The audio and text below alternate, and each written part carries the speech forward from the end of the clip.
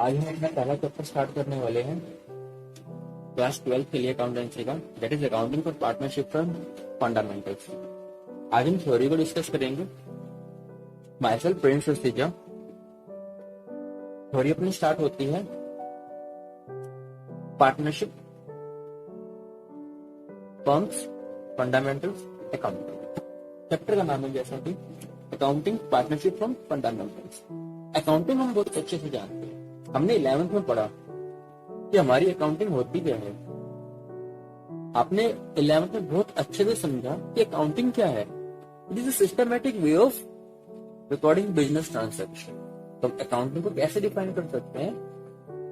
Systematic way of recording business transaction. Guys, ये चाहो तो आप अपने पास नोट कर सकते हैं, साथ साथ कॉपी पेन लेकर बैठ। मैं आपको एक एक चीज बता रहा हूँ, कहीं आपको लगता है कि मैं फास्ट बोल गया तो you can pause it down and note it down. तो अकाउंटिंग क्या हुआ? Systematic way of recording business transaction. 11th के अंदर हमने जो अकाउंटिंग सीखी थी, जो हमने बिजनेस के रिगार्डिंग पढ़ा था, दैट इज रिगार्डिंग हमारा एक बिजनेस होता था जिसमें एक ओनर हुआ करता था। वो एक बिजनेस रन करता था और वो बिजनेस बेसिकली क्या फॉर्म कहलाती थी? प्रोप्राइटरशिप। प्रोप्राइटरशिप के सिंपल अकाउंटिंग की जो हमने 11th में की, उसके बारे में हमने काफी कुछ पढ़ा। यहाँ तक कि इवन हमने profit and loss balance sheet तक बनाई। वो किसके लिए बनाई? प्रोप्राइटरशिप के लिए बनाई, जिसमें हमारे पास सिर्फ वन ओनर होना था। लेकिन प्रॉब्लम क्या आई इस बिजनेस की? इसके पास जो कैपिटल थी वो लिमिटेड थी। कंपटीशन बढ़ने लगा, लोगों के पास काफी पैसा था, बड़ी बिजनेस थे, उनका एक्सपेंशन ज्यादा था। जो पहले से मार्केट में अवेलेबल थे, उनके पास पहले से ग्रोथ चांसेस ज्यादा थे, उनके पास ऑलरेडी प्रॉफिट इकट्ठे हुए थे। लेकिन मैंने जब नया नया स्टार्ट किया, तो मेरे पास जितनी कैपिटल थी मैंने वो लगा दी। अगर मुझे अब एक्सपेंड करना है, I don't have such resources. Capital बहुत बड़ा इश्यू आया। फिर एक इश्यू आया मैनेजमेंट का। अगर मैं देखूं, एक पर्सन के पास एक कैपेबिलिटी होगी, दो कैपेबिलिटी होगी, सारा कुछ वो खुद तो नहीं कर सकता। प्रोप्राइटरशिप में एक ओनर होने की वजह से वो सारे फील्ड्स नहीं संभाल पा रहा, वो मैनेजमेंट एफिशिएंटली नहीं कर पा रहा, इसको मैनेजमेंट में प्रॉब्लम आई। हम बात करते हैं नेक्स्ट रिस्क की। अगर हम यहां पर देखें, एक ओनर के केस में जो सारा रिस्क है, वो रिस्क भी कौन बियर कर रहा है? दैट सिंगल ओनर, यानी सारा का सारा रिस्क इसी ओनर का है। अगर लॉस होता है तो सारा का सारा इसी को उठाना पड़ेगा। ये तो सारे इस प्रोप्राइटरशिप बिजनेस के अंदर हमें प्रॉब्लम्स को फेस करना पड़ा। लेकिन एक फायदा हुआ कि जो प्रॉफिट था हमारा, वो प्रॉफिट पूरा का पूरा एक ही ओनर को मिलता था। क्या हमें एक प्रॉफिट को देखना है या इन प्रॉब्लम से ओवरकम होना है? तो इन प्रॉब्लम्स को ओवरकम होने के लिए क्या किया गया? यहाँ पर हमने और बंदे अपने साथ जोड़े। हमने कई सारे बंदों को साथ जोड़ लिया। तो इन सब ने जब मिलकर काम करना शुरू किया, तो एक नई फर्म इमर्ज हुई। जिसका नाम दिया गया पार्टनरशिप। इसके अलावा और भी फॉर्म्स यहां से इमर्ज हो सकती है, लेकिन अभी हमारे सिलेबस में पार्टनरशिप के बारे में डिस्कस कर रहे हैं, तो हम उसी के ऊपर फोकस करके चलते हैं। अगर ये लोग मिलकर बिजनेस करते हैं, बिजनेस भी कैसा? लॉफुल बिजनेस, और प्रॉफिट को शेयर कर लेते हैं, उस केस में सिंगल के पास प्रॉफिट नहीं रहेगा, सभी ओनर्स हैं ये, तो ये प्रॉफिट क्या हो जाएगा? शेयर हो जाएगा। ये सभी कैपिटल लगाएंगे, कैपिटल इंक्रीज हो जाएगी, सबकी अपनी अपनी कैपेबिलिटी होगी, मैनेजमेंट इंक्रीज हो जाएगी, और रिस्क में क्या हो जाएगी? शेयरिंग। अगेन रिस्क भी कम हो जाएगा। तो ये सब मिलकर पार्टनरशिप में चले गए और उनको ये फायदे मिले। लेकिन हम कैसे कहें कि भाई बिजनेस पार्टनरशिप है या नहीं है? तो इसके लिए हमारे पास एक हमारा एक्ट आता है, that is Indian partnership act 1932। ये गवर्नमेंट ने कुछ रूल्स बनाए जो इनको गवर्न करेंगे। इनको आप रूल्स बोल सकते हो, एक्ट बोल सकते हो, लॉ बोल सकते हो, कोड बोल सकते हो, जो इन बंदों को गवर्न करेंगे। ये लोग अपने बिजनेस को इसी एक्ट के अंदर रजिस्टर करवाते हैं। वही क्या बन जाती है फिर? पार्टनरशिप बन जाती है। गाइस, ये इंडियन पार्टनरशिप एक्ट के गवर्नमेंट ने ऐसे रूल लिखना शुरू कर दिए, हमारी इंडियन गवर्नमेंट ने 1932 के अंदर। उस टाइम पे हम इंडिपेंडेंट नहीं थे। हमारा जो ये इंडियन पार्टनरशिप एक्ट 1932 आया, ये आया है हमारा ब्रिटिश लॉ। हमने वहां से इसको लिया और अपना एक्ट बना दिया। तो इंडियन पार्टनरशिप एक्ट में अगर हमारे पास, ये तो था समझने के लिए, अगर हमारे पास क्वेश्चन आता है एग्जाम में, तो हम एग्जाम में अटेम्प्ट कैसे करेंगे? क्वेश्चन आता है व्हाट इज पार्टनरशिप, ठीक है, हम ये लिख के आएंगे। समझने के लिए हर कोई अपने अलग अपने तरह से कुछ ना कुछ मीनिंग समझ के रखता है, बना के चलता है, बोल के चलता है। लेकिन जब गवर्नमेंट कुछ रूल्स बना देती है, एक्ट बना देती है, उसमें अगर किसी चीज का मीनिंग लिख देती है, तो सबसे बेस्ट मीनिंग हमारे लिए वही हो जाता है। इसी तरह से हमारे इंडियन पार्टनरशिप एक्ट ने भी इसका डिफाइन किया, इसकी डेफिनेशन दी। उसके लिए उन्होंने सेक्शन 4, या आपका एमसीक्यू में पूछा जा सकता है कि हमारा एक्ट कौन सा है, इंडियन पार्टनरशिप एक्ट, और कौन से सेक्शन में इसको डिफाइन किया गया पार्टनरशिप को? That is section 4। तो section 4 of Indian partnership act 1932 ने क्या लिखा? उसने लिखा कि पार्टनरशिप इज द रिलेशनशिप। क्या कहता है? पार्टनरशिप जो है वो एक रिलेशन है बिटवीन, रिलेशन है लेकिन बिटवीन किसके? Between persons. ध्यान देना, यहां पर पर्सन्स के बीच में रिलेशन है। Who have agreed to share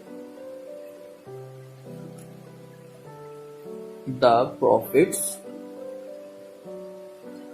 of a business carried on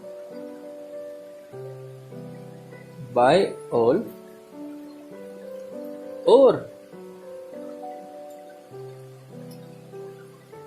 any one of them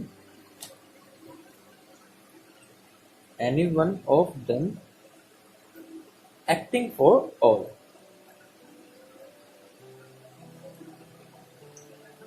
एक एक वर्ड को समझ लेते हैं। तो section 4 of Indian partnership act में क्या लिखा कि पार्टनरशिप एक रिलेशन है, पर्सन्स के बीच में क्या है? एक रिलेशन है, जो एग्री हो जाते हैं इसके लिए, शेयर करने के लिए, इसको प्रॉफिट को, किसके? बिजनेस को। और वो बिजनेस या तो एक बंदा चलाएगा या फिर सारे मिलकर चलाएंगे। तो हमारा section 4 of Indian partnership act 1932 कहता है कि partnership is the relationship between person who have agreed to share the profit of a business carried on by all और any one of them acting for all. इसी को अगर हम break कर लेते हैं डेफिनेशन को, तो ये हमारी कैरेक्टरिस्टिक्स बन जाती है। कैरेक्टरिस्टिक्स में हमने पहले पढ़ा था रिलेशनशिप, तो दैट इज एग्रीमेंट। एग्रीमेंट हमारा रिटन हो सकता है और हमारा ओरल भी हो सकता है। फिर आया था हमारा पर्सन, यानी 2 और मोर पर्सन होनी चाहिए। तो मिनिमम लिमिट तो स्पेसिफाई हो गई 2, कोई मैक्सिमम लिमिट भी स्पेसिफाई है? यस, मैक्सिमम लिमिट स्पेसिफाइड है 50। लेकिन ये जो लिमिट है ये हमें पार्टनरशिप एक्ट ने नहीं दी, ये लिमिट हमें दी है कंपनी एक्ट 2013 ने। रूल 10 में ये लिमिट स्पेसिफाई करी गई है क्या कि आपके मेंबर्स, आपके पार्टनर्स 50 से ज्यादा नहीं हो सकते। अगर 50 को क्रॉस कर लेते हैं तो it must to be registered under some other form like company. तो आप यहाँ पर पार्टनरशिप में 50 से ऊपर पार्टनर्स नहीं लेकर आ सकते। फिर हमने यहाँ पर बात करी थी शेयर द प्रॉफिट। एग्रीड का यहाँ पर हम लेकर चल सकते हैं कि एग्रीड है वो किसी ना किसी चीज के लिए कहीं ना कहीं एक पर्टिकुलर पॉइंट पर एक दूसरे के बीच में वो एग्रीमेंट में ही आ जाता है। नेक्स्ट आता है share of profits, share the profit. तो यहाँ पर एक बात याद, अच्छा एक चीज और यहाँ पर रह गई कि जो पर्सन्स है ना, that must be more than 18 years and competent to contract। इसका मतलब क्या हुआ कि गवर्नमेंट कहती है कि जो पर्सन्स पार्टनरशिप में एंटर करेंगे वो कॉम्पिटेंट टू कॉन्ट्रैक्ट होने चाहिए। कॉम्पिटेंट टू कॉन्ट्रैक्ट कब होता है? जब पर्सन मोर देन 18 हो जाता है, जिसकी एज 18 से ऊपर हो जाती है और उसका माइंड भी उतना ही डेवलप होता है एज पर एज। Okay guys, share of the profit, यहाँ पर प्रॉफिट शेयर करना मस्ट है क्योंकि बिजनेस अब एक बंदा नहीं लेकर जा रहा, कई सारे पार्टनर्स इकट्ठे मिलकर बिजनेस को रन कर रहे हैं, तो प्रॉफिट भी यहाँ पर शेयर किया जाएगा। अब प्रॉफिट तो शेयर किया जाएगा, क्या लॉसेस को भी शेयर किया जाएगा? क्या लॉसेस को भी शेयर किया जाएगा? जहां पर एक्ट ने स्पेसिफिकली डिफाइन किया कि प्रॉफिट अपने आप में नेगेटिव हो जाए तो वो अपने आप में लॉस बन जाता है, तो यस, लॉसेस को भी यहाँ पर शेयर किया जाएगा। फिर हमने बात करी थी बिजनेस, तो कैरेक्टरिस्टिक्स अगली हम डिस्कस करें तो कहता है कि भाई बिजनेस का होना बहुत जरूरी है और बिजनेस भी कैसा होना चाहिए? Lawful business. कोई आपका इलीगल बिजनेस नहीं होगा। कोई अगर आप सोचे भाई हम वसूली करेंगे, स्मगलिंग करेंगे, तो उस चीज के लिए आपकी कोई पार्टनरशिप नहीं होगी, कोई वैलिड पार्टनरशिप उसके लिए नहीं होती। सिर्फ लॉफुल बिजनेस के लिए ही आपकी पार्टनरशिप वैलिड कहलाती है। दूसरी चीज हम यहाँ पर देखें, होना भी क्या चाहिए? बिजनेस होना चाहिए। आप बिजनेस करेंगे तभी वो पार्टनरशिप के अंदर आएगा। अगर आप कोई भी एग्जाम्पल लेते हैं, आपके नेबर में अगर कोई मंदिर है तो जो मंदिर के अंदर डोनेशंस आती हैं, अगर वहां पर हम बिजनेस की बात करने लगे, पार्टनरशिप की बात करने लगे, वो डोनेशंस दी गई होंगी किसी और पर्पस के लिए, वो तो सारे के सारे ट्रस्टी ले जाएंगे। तो वहां पर हम पार्टनरशिप नहीं लेकर आते, वहां पर हम अलग फॉर्म लेकर आते हैं, ट्रस्ट लेकर आते हैं। आपका स्कूल हो गया, वो पार्टनरशिप की डेफिनेशन से बाहर है। जहां पर हम बिजनेस करते हैं वहीं पर हम पार्टनरशिप बना सकते हैं। हाँ, आजकल स्कूल्स के लिए आप don't raise a question in your mind कि स्कूल भी बिजनेस है। यहाँ पर हम स्कूल बिजनेस की तरह ट्रीट नहीं कर रहे हैं, स्कूल का भी बेसिकली सोशल वेलफेयर में आ जाता है। ओके गाइस, नेक्स्ट हमने लाइन पढ़ी थी, carried on by all, carried on by all और any one of them acting for all. तो इसका क्या मतलब हुआ? इसका मतलब ये हुआ कि भैया ये सारे पार्टनर्स हैं, जो आपके पार्टनर्स या तो मिलकर बिजनेस चलाएंगे, सारे के सारे पार्टिसिपेट करें बिजनेस में, या फिर पार्टनर, सभी पार्टनर्स एग्री होने चाहिए। ये बात ध्यान रखना, किसी एक पार्टनर के एग्रीमेंट से बात नहीं बनेगी, हर एक डिसीजन की बात कर रहे हैं यहाँ पर। तो यहाँ पर सभी पार्टनर्स एग्री हो जाते हैं कि हमारे बिहाफ पर कोई एक पार्टनर, सभी के बिहाफ पर कोई एक पार्टनर भी बिजनेस की एक्टिविटीज को, बिजनेस को कैरी ऑन कर सकता है। तो ये हमारी अलग कैरेक्टरिस्टिक्स आ जाती है। इसके अलावा एक और हमारी कैरेक्टरिस्टिक्स आती है, वो कैरेक्टरिस्टिक्स है हमारी principal and agent relationship. Principal and agent, ये क्या होता है? इसका मतलब ये होता है, प्रिंसिपल ओनर, पार्टनर्स हैं, सारे ओनर्स ही तो हैं, तो वो अपनी कैपेसिटी में क्या है? प्रिंसिपल है। एजेंट क्या होता है? एजेंट के तौर पर हम एग्जाम्पल ले लेते हैं। आपको जिसने भी रामायण देखी होगी, रामायण के अंदर अंगद जी हमारे राम जी के बिहाफ पर चले जाते हैं संदेश लेकर, दूत बनकर। वहां पर उन्होंने कमिटमेंट कर देते हैं कि मेरा पैर हिला दिया ना, उठा दिया ना, तो हम हार मान लेंगे। और अगर वहां पर कोई पैर उसका उठा देता तो एक्चुअली राम जी को हार माननी पड़ती। क्यों? क्योंकि वो उनके दूत बन के गए हुए थे, उनके एजेंट बन के गए हुए थे।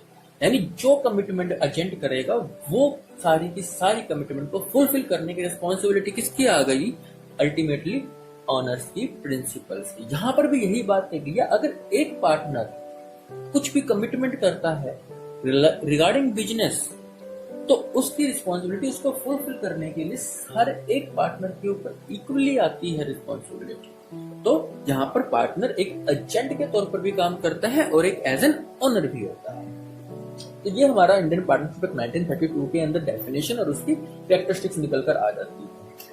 इसके बाद हम बात करते हैं अपने पार्टनरशिप डीड की। नेक्स्ट हमारा आता है इसमें पार्टनरशिप डीड।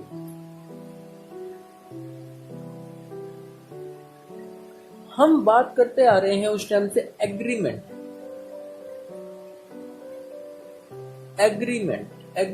पार्टनर्स के बीच में एग्रीमेंट होना चाहिए, एग्री होना जरूरी होनी चाहिए। हमारा इंडियन पार्टनरशिप एक्ट आया था 1932 में। उस टाइम पर ये कहा जाता था कि हमारे जो लोग हैं वो सीधे साधे हैं, झूठ कम बोलते हैं। तो 1932 में जो एक्ट आया उसने ओरल को भी रिकॉग्निशन दे दी। लेकिन आज क्या हम ओरल बातों के ऊपर रिलाई कर सकते हैं? हम कोई चीज खरीदने जाते हैं तो भी हम रिटर्न में मांगते हैं, रिटर्न में दो। ओरल बातों के ऊपर आजकल रिलाई नहीं होता, लेकिन एक्ट ने इसको रिकॉग्निशन दे रखी है। एग्रीमेंट हमारा दूसरी फॉर्म में लिखा जाए तो रिटर्न इंप्लाइड भी होता है, इनके बीच में इंप्लाइड भी होता है, लेकिन जो रेकमेंडेड होगा वो कौन सा होगा आपको? Return agreement. रिटर्न एग्रीमेंट ही आपका रेकमेंड किया जाता है। क्यों? क्योंकि इसको आप इजिली प्रूव कर सकते हो। जब ये रिटर्न एग्रीमेंट साइन हो जाता है, रजिस्टर्ड हो जाता है, रजिस्टर कहां पर? इंडियन पार्टनरशिप एक्ट में रजिस्टर हो जाता है। रजिस्ट्रेशन कराने के लिए हमें जाना पड़ता है रजिस्ट्रार ऑफ फर्म्स के पास। वहां पर जब मैं रजिस्टर करा लेता हूं तो वो मेरा क्या बन जाता है? पार्टनरशिप डीड बन जाती है। वो मेरी क्या बन जाती है? मेरी पार्टनरशिप डीड बन जाती है।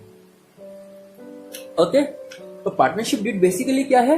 ये वही हमारा एग्रीमेंट ही है। जब ये साइन हो गया, रजिस्टर्ड हो गया, तो हमारी पार्टनरशिप डीड बन गई। इस पार्टनरशिप डीड में होता क्या है, लिखा क्या होता है, कंटेंट क्या होता है पार्टनरशिप डीड के अंदर? It is like janam kundli. Partnership deed is like somehow janam kundli. आपने देखा होगा जन्म कुंडली में क्या क्या लिखा हुआ मिलता है, तो वही चीजें हम यहाँ पर भी देखने को हमें मिलती है, जिसमें हमारी क्या क्या चीज आ जाती है। एक तो आता है name and address of firm, name and address of partners. ये सारी की सारी हमें चीजें यहां पर देखने को मिलती हैं। और क्या मिलेगा इसके अंदर आपको? Capital contribution. और क्या मिलेगा? Nature of business,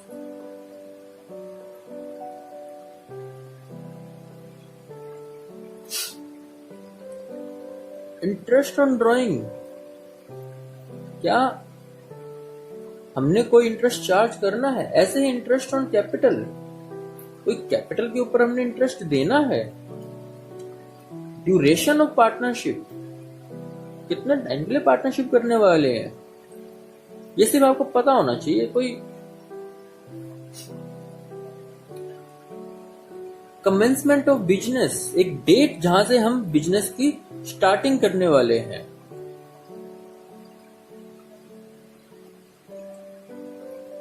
bank accounts, कौन से बैंक में हमारे अकाउंट होंगे। मेथड ऑफ रिकॉर्डिंग या method of accounting.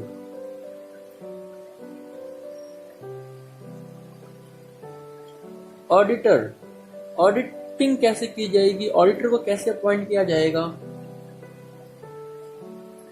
Garner versus Moore rule. Guys, ये केस लगा था आपका जिसमें एक पार्टनर इंसॉल्वेंट हो गया था, दूसरे पार्टनर ने कहा था कि सारा पैसा मैं क्यों दूं।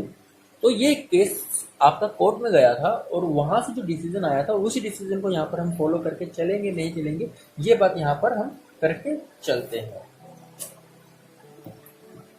ऐसे ही हमारा आता है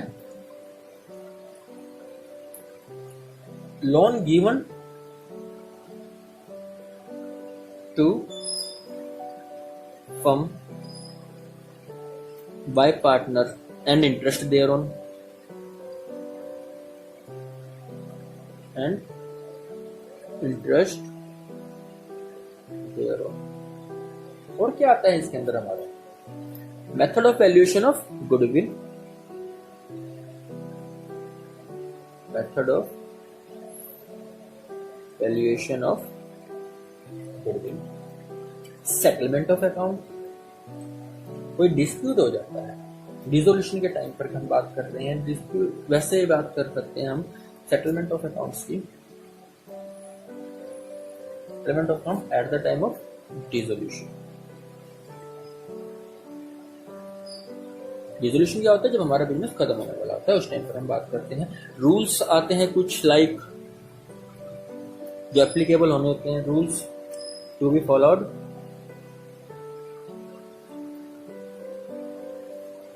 इन case of admission, retirement,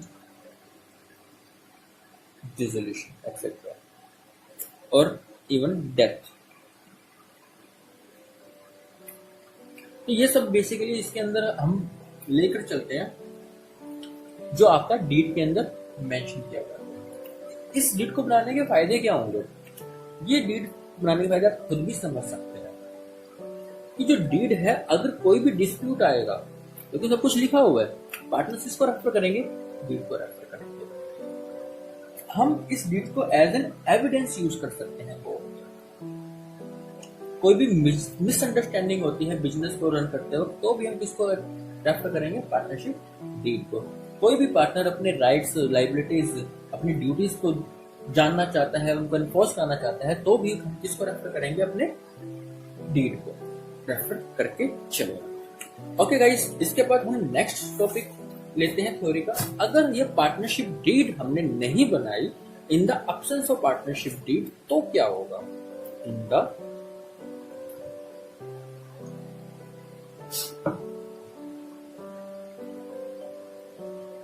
absence of partnership deed, तो क्या रूल्स एप्लीकेबल होंगे? हम जहां पर उन बात की चीजों की बात करने वाले हैं, आपको सिर्फ और सिर्फ एक बात याद रखनी है।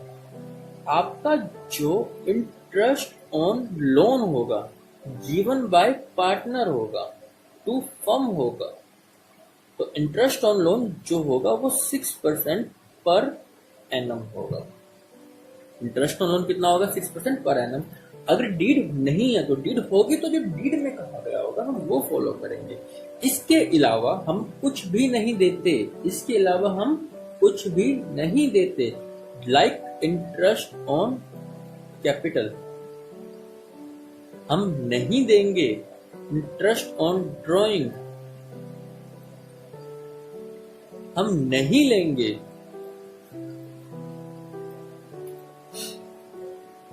ओके गाइस, सैलरी पार्टनर्स को नहीं मिलेगी, कमीशन पार्टनर्स को नहीं मिलेगी। एक चीज और यहां पर है कि प्रॉफिट शेयरिंग रेशो क्या रहेगा? अगर डीड में मेंशन है तो हम वो फॉलो कर लेंगे, लेकिन अगर डीड ही नहीं है, एब्सेंट है, तो क्या कैसे शेयर करें?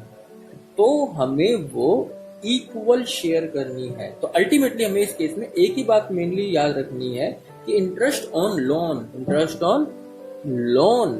जो होगा वो 6% पर एनम दिया जाएगा। प्रॉफिट शेयरिंग रेशो इक्वल रहेगा, हमें बाकी कुछ नहीं देना। No salary, no commission, no interest on drawing, no interest on capital. इसके अलावा हम पार्टनर्स के राइट्स की बात करते हैं कि पार्टनर्स को राइट क्या होते हैं। ये आप भी बहुत अच्छे से जानते हैं कि अगर आप किसी बिजनेस में जाओगे, किसी पार्टनरशिप में जाओगे, तो क्या क्या राइट चाहोगे भाई? आप बिजनेस में मैनेजमेंट में पार्टिसिपेट कर सको, बुक्स कभी भी इंस्पेक्ट कर सको, प्रॉफिट के अंदर आपको शेयरिंग मिले, और क्या मिले आपको? आप ज्वाइंट प्रॉपर्टी, जो आपकी प्रॉपर्टी होगी उसके ज्वाइंट ओनर हो, कोई भी मैटर आपको कंसल्ट किया जाए, किसी भी नए पार्टनर के एडमिशन को आप डिसअलाउ कर सको, आपसे कंसल्ट किया जाए कि एडमिशन हो या नहीं हो। रिटायर करने का आपके पास राइट है, कभी भी नोटिस देकर आप रिटायर हो सकते हो। और इंटरेस्ट ऑन लोन आपको 6% कम से कम लेने का पूरा राइट है। ड्यूटीज क्या होगी अगर हम बात करें तो ड्यूटीज के लिए आप यहाँ लिख सकते हो कि भाई फेथफुल होने चाहिए, प्रॉफिट के साथ लॉसेस भी शेयर करना आपकी रिस्पॉन्सिबिलिटी है। आपको जो भी काम दिया जाए आपको उसको डिलीजेंटली फुलफिल करोगे। सॉरी। इसके अलावा अगर हम बात करते हैं